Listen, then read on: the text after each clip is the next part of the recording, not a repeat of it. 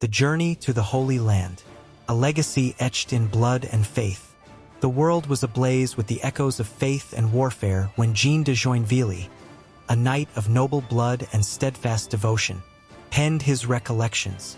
His words captured the essence of an era when Christendom clashed with the Islamic world, forging a legacy steeped in blood, faith, and a relentless quest for salvation. This is not just a tale of battles, but a deeply human story of sacrifice, camaraderie, and the relentless pursuit of ideals. Jean's voice, often raw with the weight of his experiences, invites us to embark on his journey, a journey that begins not with triumph but with doubt. As his ship sailed into the endless horizon, Jean left behind his homeland, his family, and the comfort of certainty. Ahead lay a land promised by God but fraught with peril. "I did not know if I would ever return," Jean would later write, his words heavy with the trepidation of a man who had glimpsed the abyss. Europe in the shadow of the cross. The 13th century was a time of fervor and unrest. Europe, unified under the banner of Christianity, was propelled into a series of military campaigns to reclaim the Holy Land from Muslim control. These crusades, sanctioned by the Pope, were framed as divine missions, offering salvation to those who fought. But beneath the veneer of religious zeal lay complex motives: economic ambitions, political rivalries, and the promise of land and wealth. For King Louis IX of France, however, the crusade was deeply personal. A pious monarch, he believed it was his divine duty to lead his people to reclaim Jerusalem. His devotion would inspire thousands, including Jean de Joinville, whose loyalty to his king was matched only by his faith. Jean, a young lord from the Champagne region, was among those who answered the call. He summoned his vassals, settled disputes, and prepared his estates for his uncertain absence. As he bade farewell, he could not ignore the gnawing fear of what lay ahead, a fear shared by the men who accompanied him. Leaving home for the unknown, the journey began with a grand departure, as fleets of ships gathered to sail from France to Cyprus, the staging ground for the crusade. Jean's accounts vividly describe the camaraderie among the knights, their songs echoing across the waves, and the moments of solemn prayer as they sought divine protection. Yet the journey was far from idyllic. The sea was a merciless adversary, with storms that threatened to scatter the fleet and sickness that claimed lives before they reached their destination. Jean recalled the unyielding will it took to endure. Each morning, the sight of the endless horizon reminded us of our fragility. Yet it also reminded us of our faith. Without it, we would have surely perished. To enhance the narrative, consider the broader historical context. Medieval seafaring was perilous, with limited navigational tools and a deep fear of the unknown.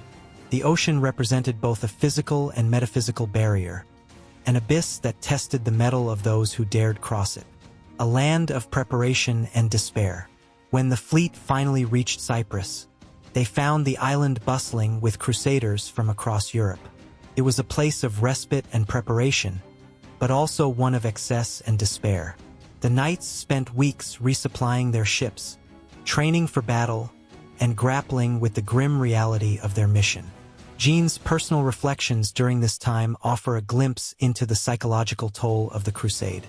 He wrote of knights who squandered their wealth in gambling and debauchery, their bravado masking the deep-seated fear of what awaited them. Yet Cyprus was also a place of camaraderie. Jean often recounted moments of levity among his fellow knights. "We danced, sang, and feasted as though tomorrow would never come. In those moments, we were not soldiers but brothers." The burden of leadership. Jean's leadership was tested even before reaching the Holy Land. With limited funds and supplies, he faced dissent among his knights, some of whom threatened to abandon the cause. It was only through his unwavering resolve and the intervention of King Louis, who personally provided financial aid, that Jean managed to retain his men. This episode highlights the immense logistical challenges of medieval warfare. Crusaders were not just soldiers. They were also logisticians, diplomats, and moral leaders. Jean's ability to navigate these challenges underscores his character and his dedication to both his king and his faith. Arrival in the Holy Land. As the fleet departed Cyprus for Egypt, the tension among the Crusaders was palpable. The shores of Damietta loomed in the distance, a gateway to the Holy Land and a stronghold of the Muslim defenders. Jean's vivid descriptions of the arrival set the stage for the battles to come. The sea was a canvas of white sails, and the air buzzed with the sound of horns and drums. Yet, amidst the grandeur was the grim reality of what lay ahead. The sands of Damietta would soon be soaked in blood. The decision to target Egypt, rather than Jerusalem, was a strategic one. Control of Egypt would provide a foothold for further campaigns, but it also meant facing a formidable enemy. Jean's reflections on this choice reveal his growing skepticism. We sought to strike at the heart of our enemy, yet in doing so we may have left our own hearts vulnerable. Battles and betrayals. The first step into chaos. The sand stretched endlessly before them, a golden expanse under the merciless Egyptian sun. The Crusader army stood at the edge of the unknown, staring at the fortified city of Damietta. From afar, they could hear the faint sounds of war horns, the rhythmic pounding of drums, and the cries of the Sultan's soldiers preparing for battle. Jean de Joinville, standing among his knights, felt the weight of the moment. The air was thick with tension, the kind that settles before the storm. "This was our first test," he would later write. "The sands of Damietta would judge our resolve, our faith, and our unity. Little did we know how much they would take from us." A false victory. The Crusaders' arrival at Damietta was met with immediate resistance. The city, guarded by the forces of the Sultan, was a fortress of strategic importance. However, a stroke of fortune, or what Jean would call divine intervention, granted the Crusaders an early advantage.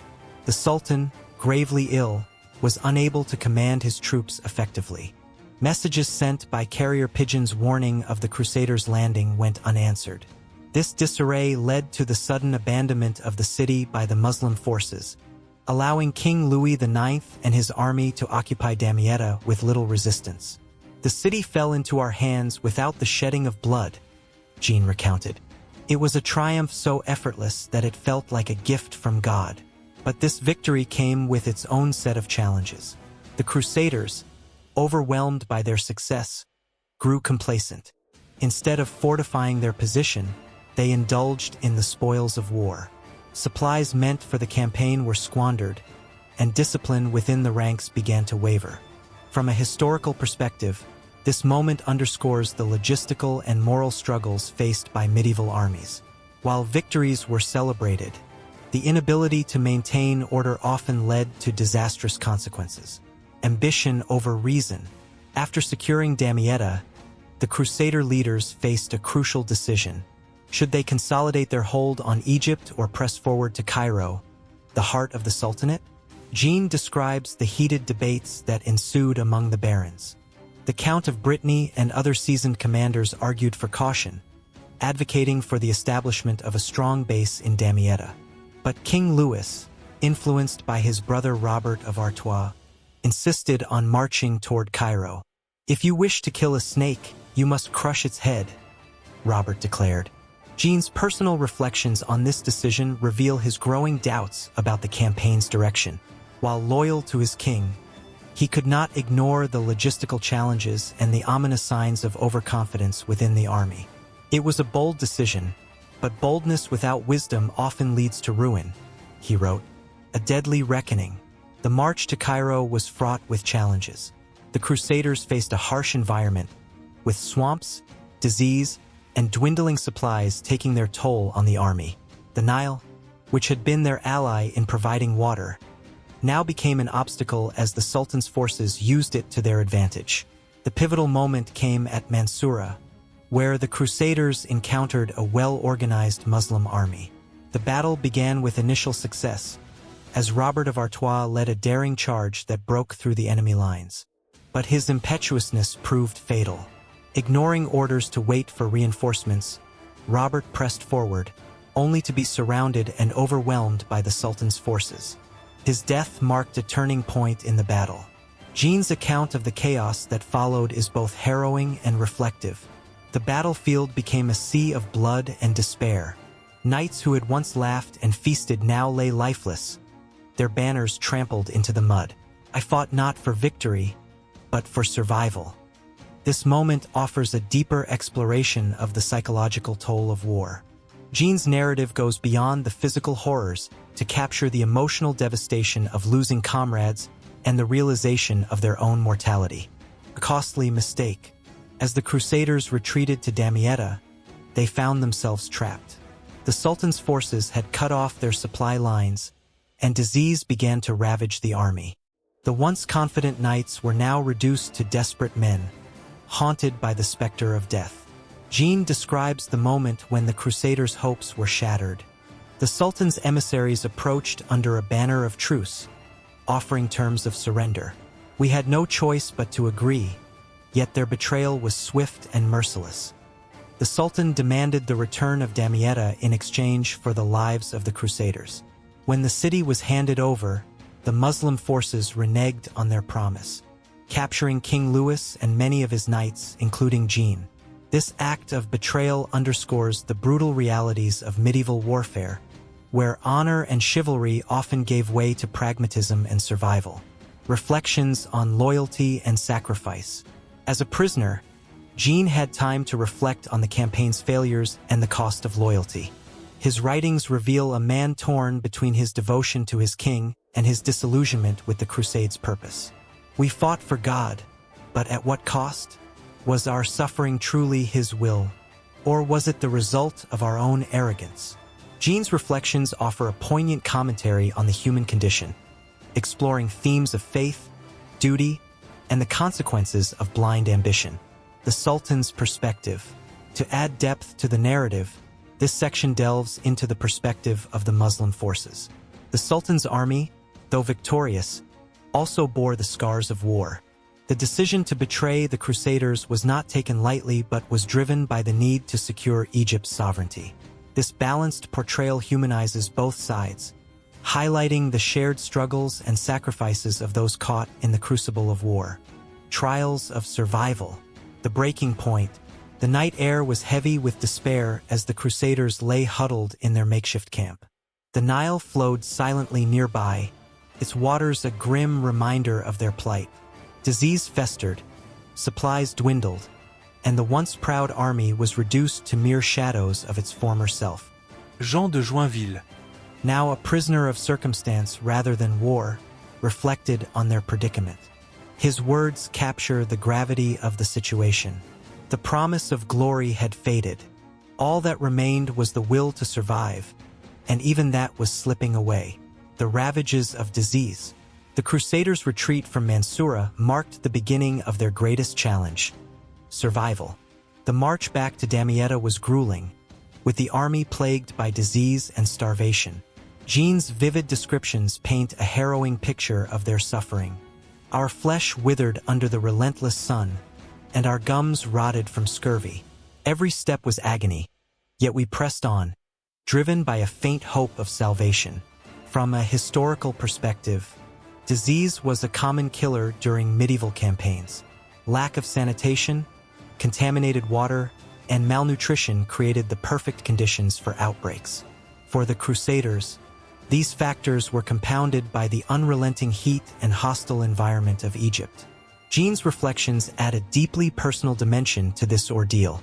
He recounts the moments when knights who had once been pillars of strength succumbed to sickness, their pride giving way to vulnerability. We were no longer warriors. We were men stripped bare of all but our humanity. Psychological warfare. As the Crusaders struggled to regroup, the Sultan's forces began to employ psychological warfare. Nightly raids disrupted their rest, and the sound of drums and horns echoed through the camp, a constant reminder of their enemy's presence. Jean recounts the fear and paranoia that gripped the camp. Every shadow was a threat, every sound a harbinger of doom. We fought battles in our minds long before we met the enemy on the field. This section explores the psychological toll of war, a theme often overlooked in medieval narratives. Jean's observations highlight the resilience required to endure not just physical hardships but also the mental strain of constant vigilance. Bargaining for freedom. With no hope of military victory, King Louis IX entered into negotiations with the Sultan for the release of his army. The terms were harsh: the return of Damietta and a hefty ransom in exchange for their lives. Jean provides a detailed account of the tense negotiations, adding his own reflections on the moral complexities of such a decision. We fought for God, yet here we were, bargaining for our lives with men we had vowed to defeat. It was a humbling moment, a reminder of our fallibility. This section also delves into the political dynamics at play. The Sultan, though victorious, faced pressure from his own advisors, some of whom argued for the execution of the Crusaders. Jean's narrative captures the precarious balance of power and the role of diplomacy in averting further bloodshed. Captivity and reflection. Even after the terms were agreed upon, the Crusaders' ordeal was far from over. Jean describes the months spent in captivity, a time of introspection and soul-searching. In the confines of our prison, we found a strange sense of camaraderie. Stripped of our titles and possessions, we were equals in suffering. Jean's reflections during this period offer a profound commentary on the nature of faith and resilience. He grapples with questions of purpose and divine will, questioning whether their suffering was part of a greater plan or simply the result of human folly. The release. The day of their release marked a turning point for the Crusaders. Jean recounts the mixture of relief and sorrow as they left Egypt, their ranks decimated but their spirits unbroken. As we sailed away, I looked back at the shores of Egypt and felt a strange mix of emotions. We had lost so much, yet we had also gained something intangible, a deeper understanding of our own humanity. This section concludes with an exploration of the broader implications of the Crusade. Jean's reflections serve as a lens through which to examine the lessons of history, offering insights into the enduring themes of sacrifice, resilience, and the pursuit of ideals. The return and reflection. The long road home. The return journey was nothing like the triumphant homecoming Jean de Joinville had imagined when he first set sail years ago. The crusade had left its mark on him, physically, emotionally, and spiritually. The battle scars on his body were nothing compared to the invisible wounds he carried within. We went to reclaim the Holy Land, but what we truly lost was a piece of ourselves, he would later write. This final chapter chronicles Jean's journey back to France, the personal and collective aftermath of the failed crusade, and his reflections on the meaning of it all. Ghosts of the past. The voyage back to France was a somber one. The survivors of the crusade, once vibrant and full of purpose, were now subdued, haunted by memories of loss and failure. Jean's descriptions of the journey are tinged with melancholy. The sea that once carried us to adventure now bore the weight of our sorrow. Every wave seemed to whisper the names of those we had left behind. To add depth, this section explores the logistical challenges of returning home after a military campaign. The surviving Crusaders faced shortages of food and water, outbreaks of disease, and the psychological toll of their ordeal. Jean also reflects on the bonds forged during the crusade. Despite their differences in rank and background, the shared experience of hardship had created a unique sense of camaraderie. We were no longer lords and knights. We were brothers bound by suffering. The weight of expectations. When Jean finally set foot on French soil, he was met with a mixture of relief and apprehension. The world he returned to was not the same as the one he had left, and neither was he. Jean describes the emotional impact of reuniting with his family and vassals. While there was joy, there was also an unspoken tension. But all we had were stories of survival. This section delves into the societal challenges faced by returning Crusaders. Many were met with skepticism or even scorn, reflections on faith and sacrifice. As Jean settled back into his role as a lord, he began to reflect deeply on the events of the crusade and their implications. His writings reveal a man grappling with questions of faith, purpose, and the human cost of conflict. We fought under the banner of God, yet our actions brought only death and despair. Was this truly his will, or was it our arrogance that led us astray? To provide historical context, this section explores the broader impact of the Seventh Crusade. While it failed to achieve its primary objectives, it left a lasting legacy in the form of cultural exchange, shifts in military strategy, and lessons in diplomacy. Jean's reflections also touch on the personal lessons he learned. He acknowledges the mistakes made by both himself and his leaders, but he also finds moments of redemption in the bravery and resilience of his comrades. Using the past to shape the future, rather than dwelling on the failures of the crusade, Jean chose to use his experiences to shape a better future. He became an advocate for justice and mercy, drawing on the lessons he had learned in the Holy Land to guide his actions as a lord. The scars of war remind us of the price of hubris, but they also remind us of the strength that lies in unity and compassion. This section highlights Jean's efforts to rebuild his estates, mend relationships with his vassals, and contribute to his community. His actions reflect a shift from the youthful idealism that led him to the crusade to a more mature understanding of leadership and responsibility. Writing the Chronicle. One of Jean's most enduring legacies is his decision to document his experiences in the life of St. Louis. Through this work, he not only honored the memory of his king but also provided future generations with a candid account of the crusade. History must be recorded not to glorify the past, but to learn from it. Jean's narrative serves as both a cautionary tale and a source of inspiration. By openly sharing his doubts, failures, and moments of courage, he offered a nuanced perspective on an era often romanticized or misunderstood. Faith, conflict, and humanity. The conclusion of Jean's story is an opportunity to reflect on the timeless themes of the crusade. This section explores the complexities of faith and the human capacity for both destruction and redemption. The crusade taught me that faith is not a weapon to be wielded, but a light to guide us through the darkness.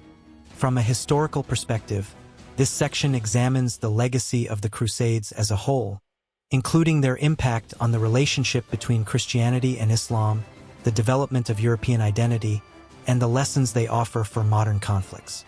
Jean de Joinville lived the rest of his days as a devoted lord, a loyal friend, and a man forever shaped by his experiences. His story, like the crusade itself, is a testament to the complexities of human history, a blend of triumph and tragedy, faith and doubt, unity and division. The final words of this chapter encapsulate the essence of his journey. We sought to change the world, but it was we who were changed. The crusade did not bring us closer to God.